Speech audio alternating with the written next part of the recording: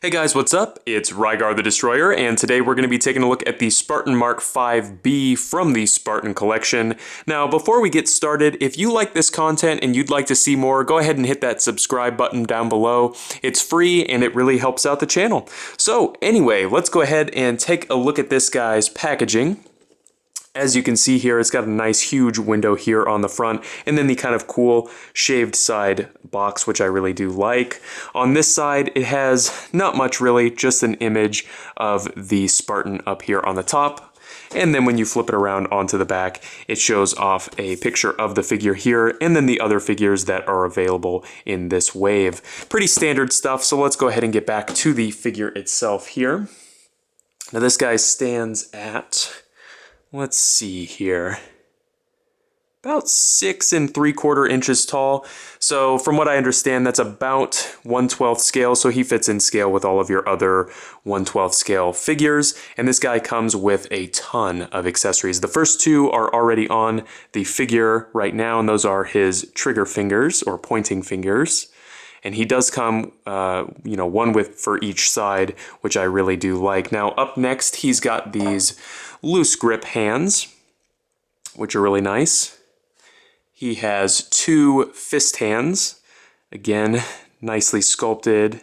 And then finally, he has kind of another loose grip hand or like a high five hand. Not really sure what you'd use these for, but it is nice that they included it. Then up next, he's got his, I think it's called a Commando Rifle. Let me double check that. Yeah, Commando Rifle.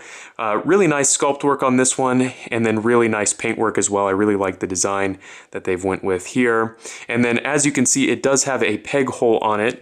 And like the other figure, I think that this panel right here on his back is removable, and these panels here on the sides of his legs are removable. You can flip them around, and there's supposed to be a little peg on there that you can plug the weapons onto.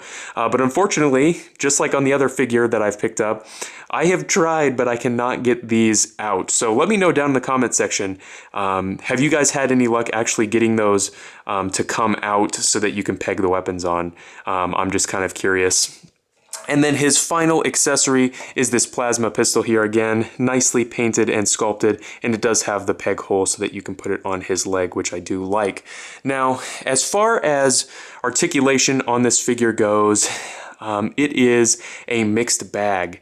It doesn't have as many looseness problems as the Mark VII that I picked up, but there is one huge problem that turns me off of this figure so much, and we'll talk about that here in a second. So in his head, he's got what feels like a double ball peg in there, really nice range of motion there, just about everything that you could need, and then he's got this awesome vacuum chrome visor, which looks amazing. It's very reflective in person, which I do like, but excellent range of motion here in the head. He does have butterfly joints on each side. On mine, this one's a little loose, but nothing, outstanding. Just a little bit of looseness in between the notches on there. He does have ball hinge shoulders, excellent range of motion there, which I really like. Makes posing this figure awesome. Then he's got swivel in the bicep, excellent range of motion there. Pretty much no restrictions unless you're touching the armor. He has double jointed elbows. Let's see if I can get both joints going there. Excellent range of motion there. For a figure that is this bulky, over 90 degrees is incredible. Then in his torso, he has what feels like a single ball peg, really nice range of motion there, which I do really like. And then in the waist, I think there's supposed to be a swivel, but it feels like because of the shape of the armor here that you're not going to get much range of motion out of that. Then we come to the hips, and I've watched some other reviews to see if this is just my figure, and it seems like a lot of the other people are having this problem. These hips will come off of the ball peg every single time, no matter what. So unless the figure is standing upright, if you try to move these ball pegs, they come right off. And I don't understand why it's happening. Like when you look down in there, it looks like it should fit, but it doesn't want to stay in.